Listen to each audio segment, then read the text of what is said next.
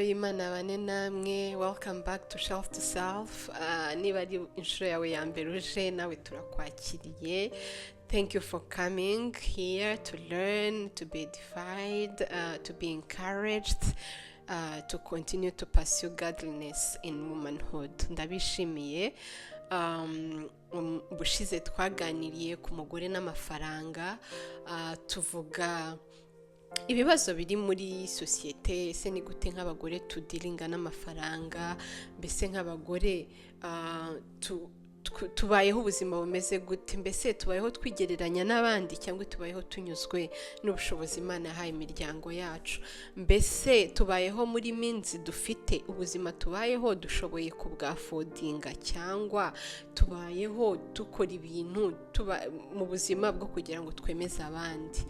Ndetse twanavuze ko dukwiye guhora twibuka ko ubwinshi bw'ibintu dufite, yaba ibyo tugura yaba ibyo dutunze, atari byo bizana umunezero, ndetse yewe ntibibasha no kugira agaciro ko mu bugingo buhoraho. So ku batararebye video ya last time, I would encourage you to go and watch that video iyo duherutse gukora ivuga ku mugore n'amafaranga. Hanyuma rero we are going to talk more about that in this video.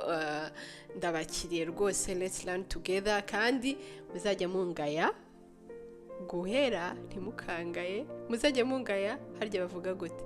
Muzangaye gutinda, ntimuzangaye guhera. Yes. Ndiringira rero ko Imana iri butwigishanye hamwe. Isengesho ryanjye nuko amagambo yo mu kanwa kanjye n'iby'umutima wanjye wibwira bishimwa amaso y'Imana, kandi ko ibyo tuganira bikugirira umumaro. Nicyo cyifuzo cy'umutima wanjye. So yes, last time nibyo bintu twavuzeho. Numvaga mfite ibintu byo kuvuga, niyo mpamvu nakoze part 2 kugira ngo tukomeze tubiganireho kurushaho. Now, ikindi kintu nshaka kubibutsa, ndumva twarakivuzeho ubushize, ariko dukwiye guhora twibuka. Turi abantu ba kamere rero baribagirwa. Sinzi ko mubizi, ariko murabizi. From your own experience, dukeneye guhora twibutswa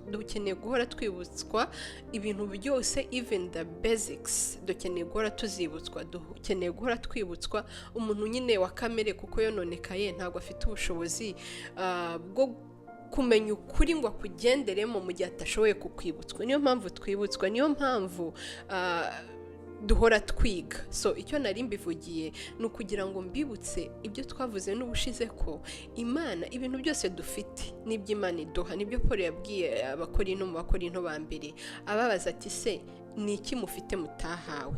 Mbese niba mwaragihawe kuki mwirata nkaho ari ibintu mwihaye? The whole icyo nshatse kuvuga aho ngaho nuko amafaranga ari mu mpano Imana yaduhaye. Amafaranga yose mwaba mufite nk'umuryango, cyangwa se niyo waba uri single, uko yabangana kose, yaba ari make yaba ari menshi, ni Imana yaguhaye, ntabwo ari ayawe, ni Imana yaguhaye.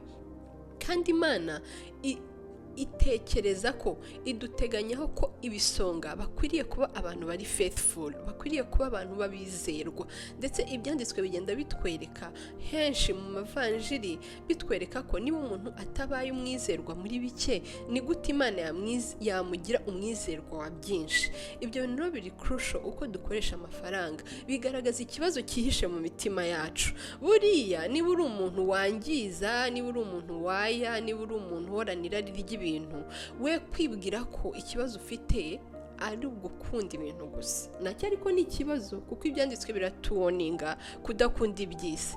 Ariko ikibazo ufite kiri mu mutima, ni ikibazo gikomeye kirenze ibyo ubonesha amaso.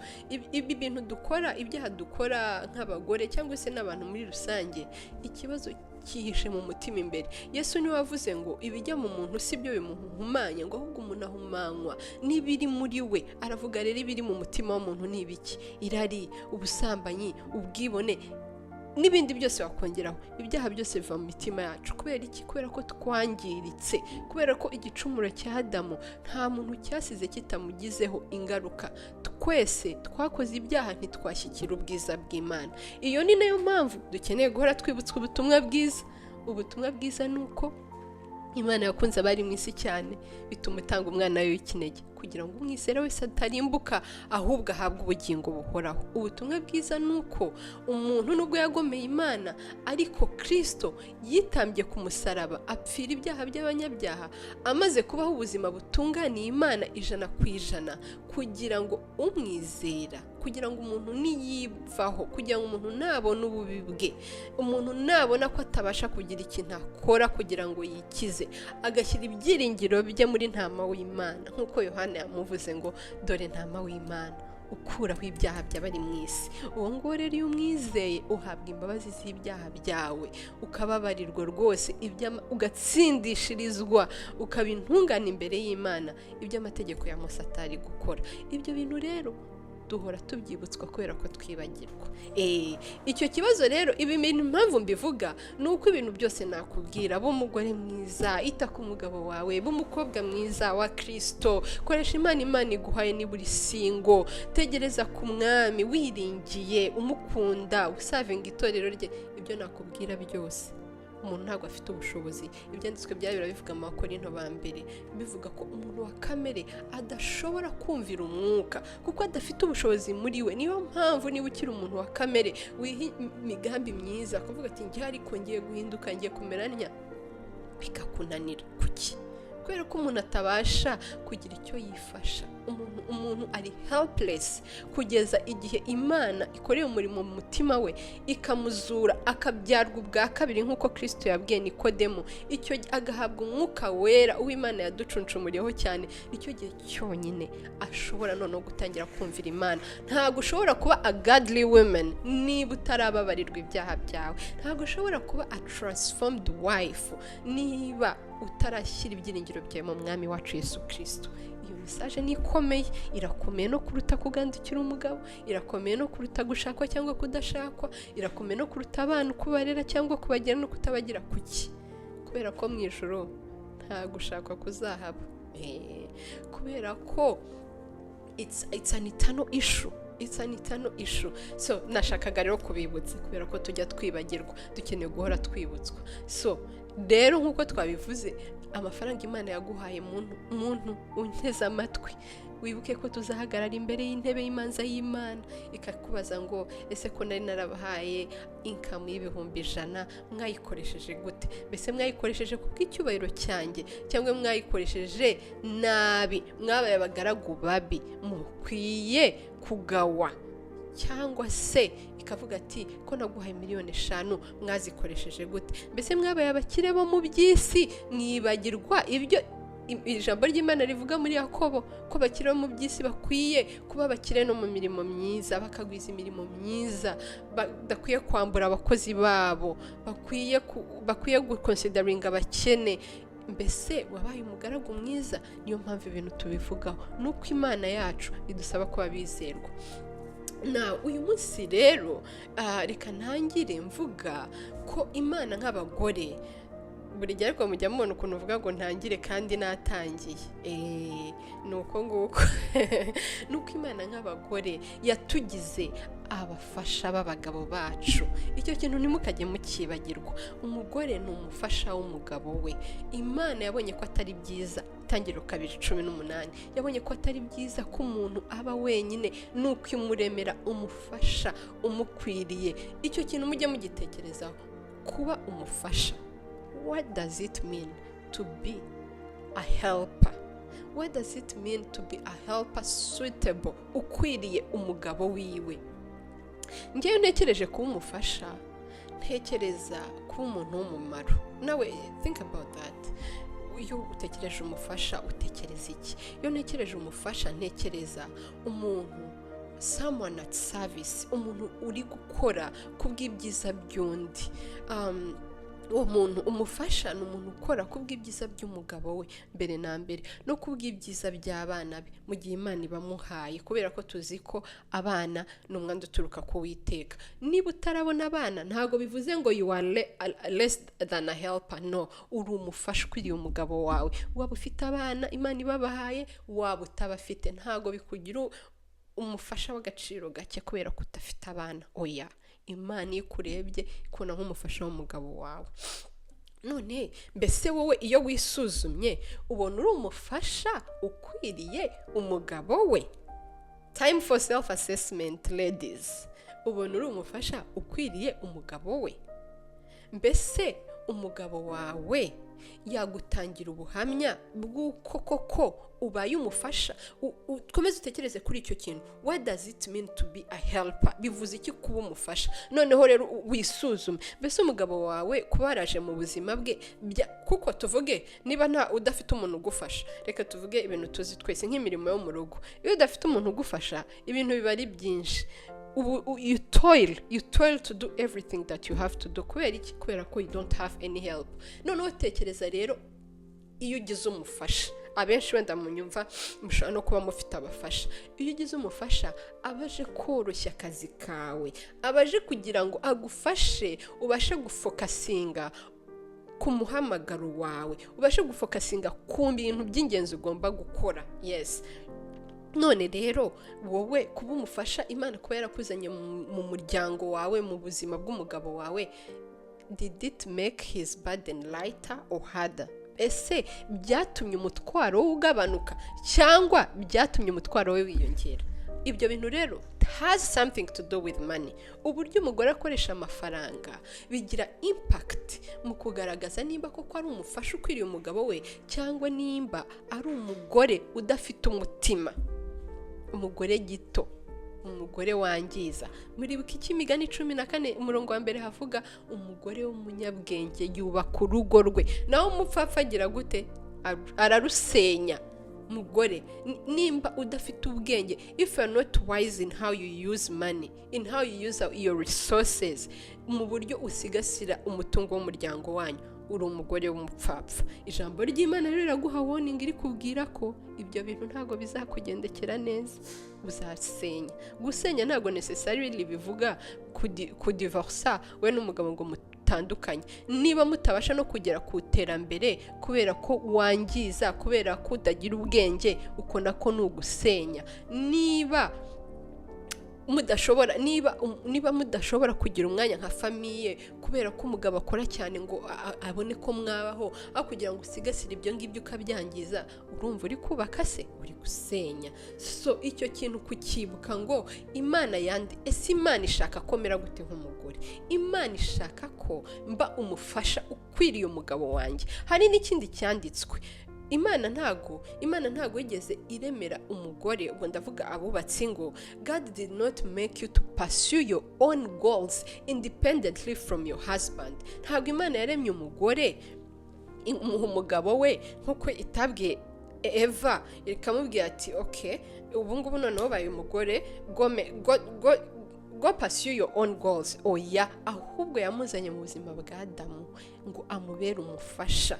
Ibyanditswe byera mu Bakorinto ba mbere igice cya 11 umurongo wa 9 niho havuga ko kamasome ngo kandi umugabo ntiyaremwe kubw'umugore, ahubwo umugore niwe waremwe kubw'umugabo. Amen. Imana umugore yamuremye kubw'umugabo. God made. Ntabwo Imana yaremye umugabo wawe kukubera umufasha. Mugore, umugabo wawe ntabwo ari umufasha wawe, umugabo wawe ni umutware wawe, ni umuyobozi wawe, ahubwo we yakuremye ngo umubere umufasha. Ndabizi ibintu kenshi iyo tubivuze hari abagore, feminism yangije abantu mu mutwe, ahita yumva nyine yarahawe umurimo mubi, umurimo usuzuguritse, ati ubwo se kubera iki se ari njye mufasha, njye mbere yo kumukorera ibyo ashatse byose, ubwo ngubwo we rero ni umubosi, ukahita wumva oya. Ariko ibyanditswe byera bitugaragariza ko umugore n'umugabo Imana bombi yabaremye mu ishusho yayo. Ntabwo bikugabanyiriza agaciro imbere y'Imana kuba umufasha w'umugabo wawe. Yewe mwembi ibyanditswe byabigaragaza ko niba mwizeye mwembi murabaragwa, mwembi murabagenzi bajya mu ijuru. Uwo mugabo wawe ni mwene data niba mwembi mukijijwe, murabavandimwe mu mwami. You are not less valued, ntabwo uri inferior kubera ko uri umufasha. Ariko ibyo ntibikuyeho ko Imana yakuremeye umugabo wawe. Now imagine Imana kuba yarakuzanye muri urwo rugo kugira ngo urebe. Ubundi Imana yaremeye umugore kugira ngo ahora areba umugore w'umunyabwenge, mbese ni gute uru rugo, how can I make this home better and better and better by my presence and by my hard working? Ni gute natuma urugo rwanjye ruba rwiza kurushaho? Now, ibyo bintu rero umuntu ntabasha kubigera hadafite ubwenge. Imana itugaragariza ko ubwenge ari ikintu cy'igiciro, ari ikintu cy'ingenzi, ku buryo umuntu Imana imugira inama yo gushaka ubwenge kuruta uko ashaka amafaranga. Mureke mpabasomere mu migani. Imigani, bagore mujye mukunda gusoma igitabo cy'imigani, kirimo ubwenge. Uragisoma noneho ukazajya ufata ibyanditswe ukisuzumaho, ukavuga uti se nkurikije ibyanditswe mezene. Imigani igice cya 3 umurongo wa 13 kugera ku wa 15. Ariko icyo gice cyose ni cyiza. Icyo gice cyose ni cyiza, muzagisome. Imigani igice cya 13. Ariko noneho aho ngiye kubasomera igice cya 3, aho ngiye kubasomera umurongo wa 13, haravuga ngo hahirwa umuntu ubonye ubwenge n'umuntu wiyungura kujijuka, kubugenza no kubushakisha, kupursuing. Kubugenza biruta kugenza ifeza, gushaka ubwenge biraruta gushaka ifeza, biraruta gushaka amafaranga, kandi indamu yabwo iruta izahabu nziza. Amen. Kubera iki? Kubera ko ubwenge mu migani 24 igice cya 3, ubwenge nibwo bwubaka urugo. Amen. Niko ibyanditswe bivuga. Imigani igice cya 24. Reka naho mpabasomere, naho ni heza. Imigani yose ni myiza. Haravuga ngo ubwenge nibwo bwubaka urugo kandi rukomezwa no kujijuka. Urugo rukomezwa no kujijuka. Niyo mpamvu Imana isaba abagore kuba abanyabwenge. Urashaka kubaka urugo bumunyabwenge. Ese kuba umunyabwenge, what does it have to do with money? Yes. Ahantu bihurira rero nuko kubaka urugo bisaba kugira ubwenge. Umugore w'umunyabwenge atuma urugo rwe rwuzura ibintu, naho umupfapfa we akenesha urugo rwe. Kubera iki? Ibyanditswe umva ukuntu hano hakomeza havuga. Handi twasomaga mu migani 24 umurongo wa 4 uravuga ngo kumenya niko kuzuza amazu yo muri urwo rugo mo ibintu byose by'igiciro cyinshi n'iby'igikundiro. Kandi koko birumvikana. Mbese ntuzi ko umugore w'umupfapfa nyine akoresha amafaranga mu buryo butuma urugo rwe rutabasha gutera imbere? Niba ubayeho wigeranya n'abandi, niba ubayeho ushaka kugendana n'ikintu cyose kigezweho, niba udashyira ibirenge hasi, niba udashaka gukoresha amaboko yawe, urumva urugo rwakuzura ibintu gute? Ahubwo urugenda rusubira inyuma, mujya mu madeni, uhora uganya, uhora uvuga ukuntu ubuzima bukomeye, uhora uvuga ukuntu ibibazo amafaranga yabuze, bwacya kaba nayo mwari mufite urayaswandalinze, urayaye. Yusi kubera iki? Kubera kubura ubwenge. Umugore wese ukoresha nabi amafaranga ni ikimenyetso cy'uko abuze ubwenge. Urugo iyo rudateye imbere, of course ntago mvuga ko umugabo nta ruhare abagizemo, ariko kandi kuko Imana yakugize umufasha we, yarakuzanye kugira ngo umufashe no muri iyo area nayo, niyo yaba atakoresha neza amafaranga, niyo yaba yangiza. Umugore w'umunyabwenge atuma umugabo we yambara ikamba, atuma umugabo we aba respected, atuma urugo rwe rutera imbere, atuma urugo rwe byanditswe biravuga mu migani 31 bivuga wa mugore we ngo ntago yicisha ngo imbeho abo mu rugo rwe, arabafubika, atuma urugo rwe icyo bita kubumba urugo. Kubumba urugo murabizi, hari ibintu bimwe na bimwe mba nzi mama wanjye yanyigishije. Kubumba urugo, umugore uzi ko abumba urugo niyo rwaba ari urugo rukenye, ariko ntarata ubukene mugani w'Abanyarwanda. Abana be ntibambara ubusa kubera ko yabumbye urugo, kubera ko abasha no kudoda n'amaboko ye. Umugore mu migani 31. Bagore, igihe kirageze ngo twige no gukoresha amaboko yacu ibintu. Niba udashoboye kugura imyenda ariko ukaba ushobora kudoda, dodera abiwawe n'ibicwe n'imbeho. Kandi ubwo muri kumva I mean it. Skills zose byasaba umugore, ibyo nibyo byitwa kuba umufasha, no kureba areas aho ubufasha bukenewe ukabutanga. Now biragaragara ko umugore w'umupfapfa urugo rwe ntirushobora gutera imbere. Kubera iki? Kubera ko abuze ubwenge. ikindi nk'uko twabivuze,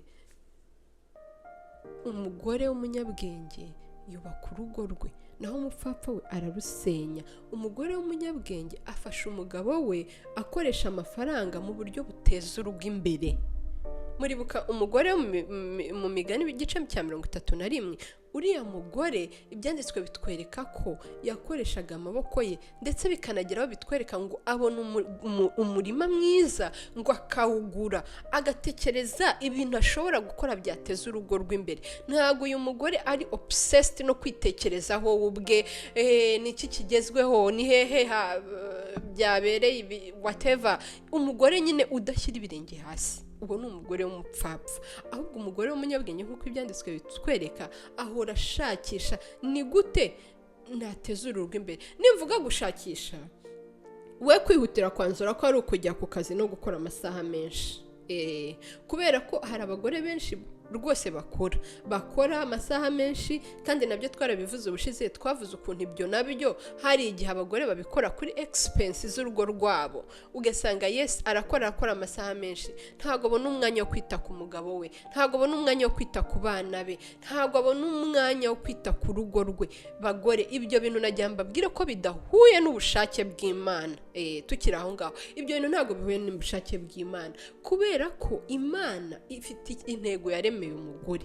Imana irema umugore yamuremeye iki? Nkuko twabivuze, yamuremeye kugira ngo abe umufasha w'umugabo we. Kuba umufasha w'umugabo we bisobanuye iki? Inshingano z'ibanze z'umugore, icyambere ni kuba open, to be open to children, kuba ari open kugira abana, kuba yiteguye kuba yabyara. Ibyanditswe byera birabitwereka muri Timoteyo wa mbere ibice 5:14 havuga abagore bapfakaye bakiri bato uko bakwiye kongera gushakwa bakabyara abana bakita ku ngo zabo. Imana itwe expectinga icyo kintu. Ni ukuvuga ngo umugore uneglectinga icyo kintu abifite mu bushobozi, akavuga atoya njye ntago nshaka kubyara, ndashaka gupaswinga izindi plani zanjye, wenda se career, wenda se hari nabo numvishe ngo batinda kubyara ngo babanze ngo barye ubuzima da, kuburyo ubuzima uti.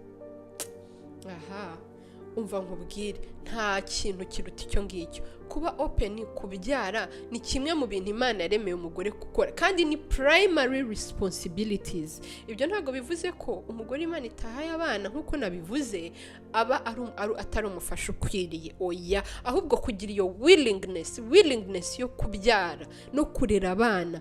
Ikindi, iyindi nshingano y'ibanze y'umugore, it's to manage her household, kwita ku rugo rwe.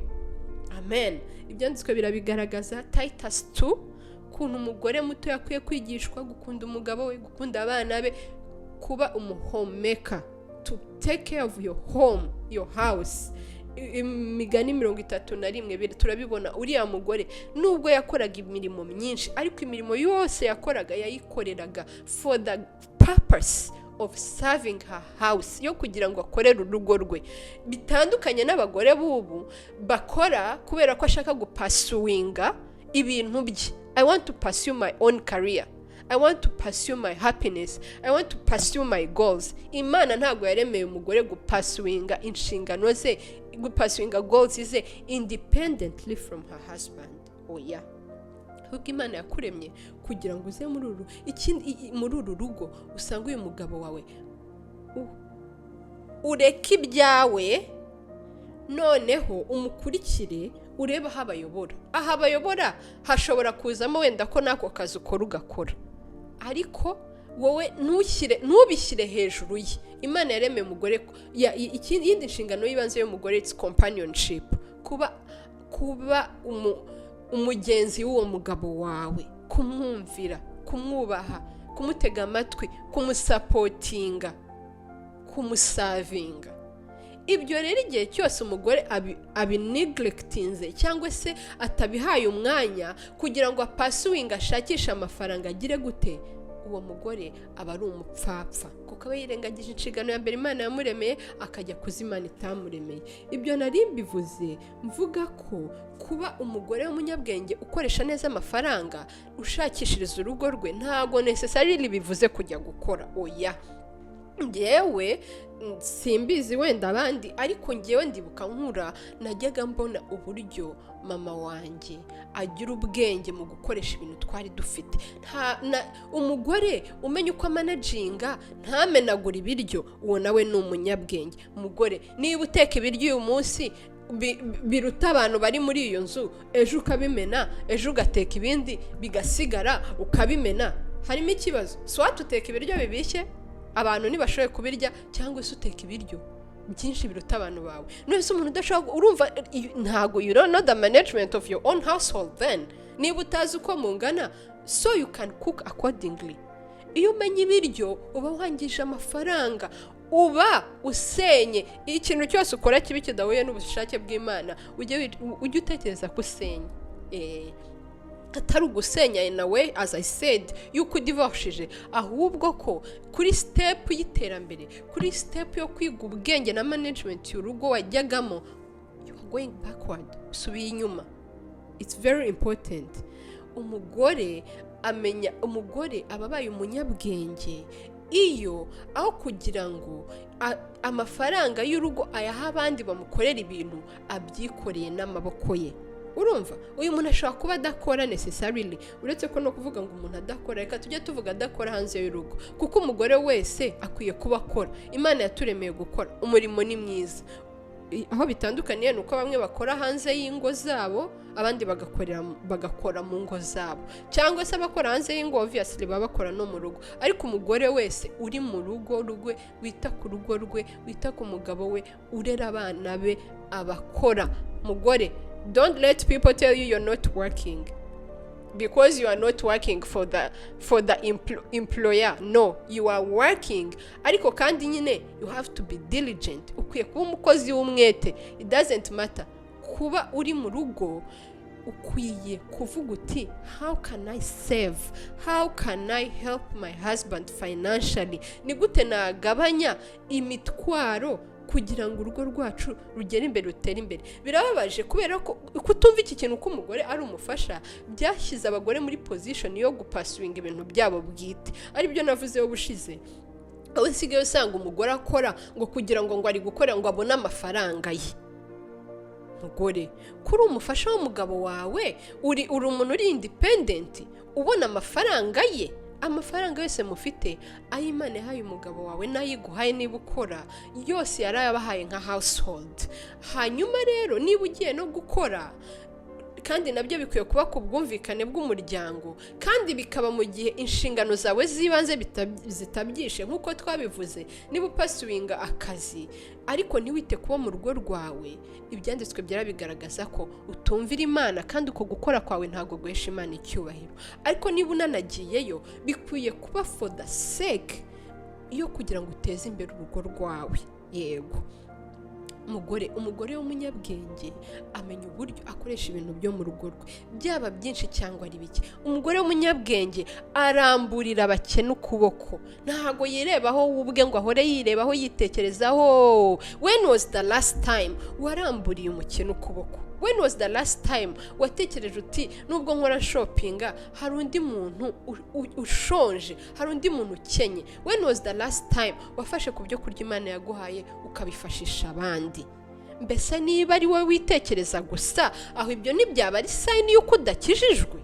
Niba ari wowe gusa uhora witekerezaho njyewe ibyo nshaka, ibyo mbese you are the center of your life, niba Yesu atari we center y'ubuzima bwawe, that might be a sign kutakijijwe. Kuko abo Kristo akiza abahindura, baza mu bubata bwe. Ntago bakiza ngo none ababwiye ati okay, now that you are saved, go do your business. Ntago ari uko. Ntago iyo Yesu agukijije murangizanyije, ahubwo uje mu bubata bwe. None ukabaho umwumvira, ukabaho wibaza ngo ni gute nk'umugore, niki nakora ubutunzi Imana yaduhaye. As I said, nkuko mubizi byanditswe byari bigaragaza ko umugore niyo aba afite n'umugabo utizera, hari uburyo abasha kwitwara ku buryo binashoboka ko yahindura umugabo we. Ushobora kuba atari wowe ufite ikibazo cy'amafaranga, let's say ari umugabo wawe, uburyo yakoresha, wenda yakoresha nabi, wenda yakoresha mutumvikanye, mutavuganye nk'umuryango, mutagiye inama, wenda arayonona, wenda n'umunebwe ntakunda gukora. Ibyo byose ni ibibazo.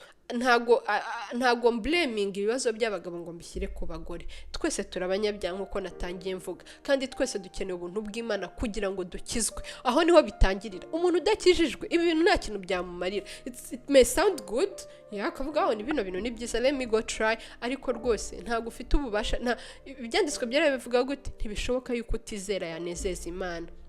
Niyo mpamvu ukeneye kubanza kwizera, niba utarizera ubutumwa bwiza, kugira ngo noneho ujye wakora imirimo myiza yo muri Kristo Yesu Imana yaduteguriye kugira ngo tuyigenderemo. Nkuko nari mbivuze rero, umugore ashobora kuba afite umugabo ari ufite iki kibazo, ariko umugore kuba umugore w'umunyabwenge bibasha no gutuma umugabo wawe yumvira Imana, bibasha no gutuma nubwo umugabo wawe yaya ariko urugo rwawe rudasenyuka, ukegeranya urugo. Umugore w'umunyabwenge yegeranya urugo. Bagore, kuki mutigira kuri ababyeyi batubanjirije?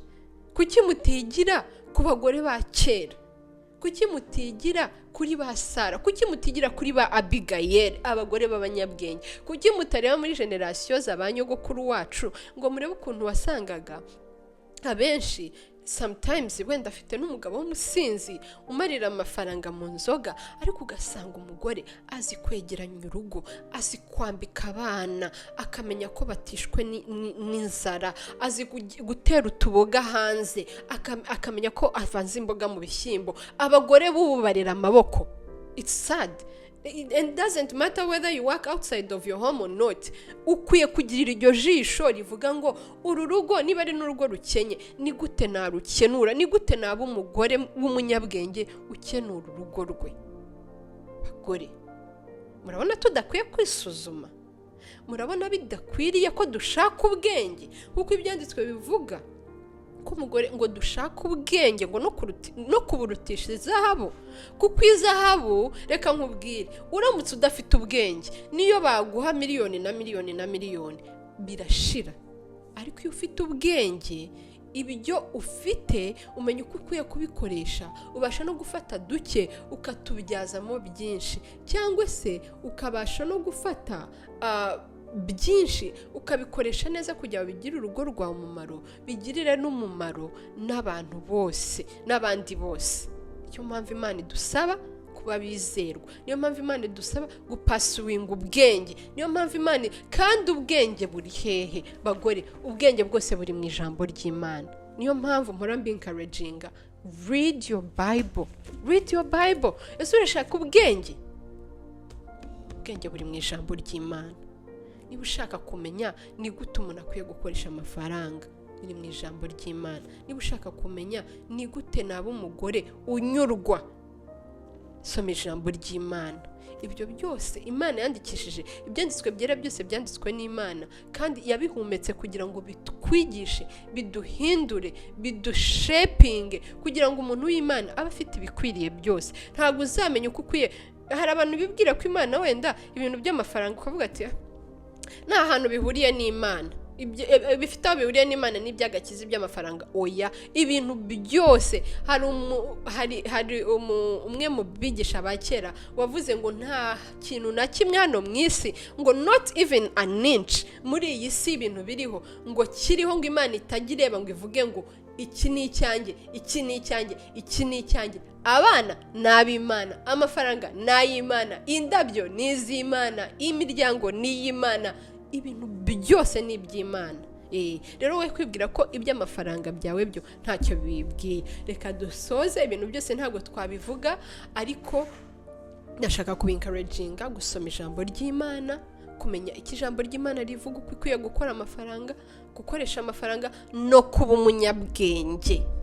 Kandi niba ubuze ubwenge, byanditswe byera biravuga muri Yakobo ngo niba hari umuntu muri mwe ubuze ubwenge ngo nabusaba Imana, kuko niyitanga itimana. Imana iyo yisabye ubwenge irabuguha.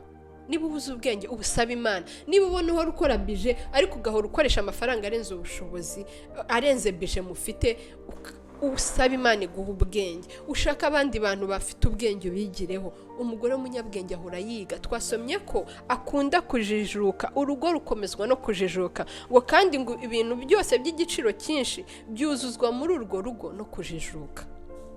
murakoze cyane. Abatara subscribinga kuri Shelf to Self, go and subscribe. Imana ibahe umugisha. Thank you for supporting Shelf to Self. It brings a lot of joy. Kandi nanjye njya mbasabira abagore, ntago birangirira hano, njya mbasengera kugira ngo muhinduke rwose mugize imitima inyuzwe. Yes, nakagaruka turi kumwe. God bless you.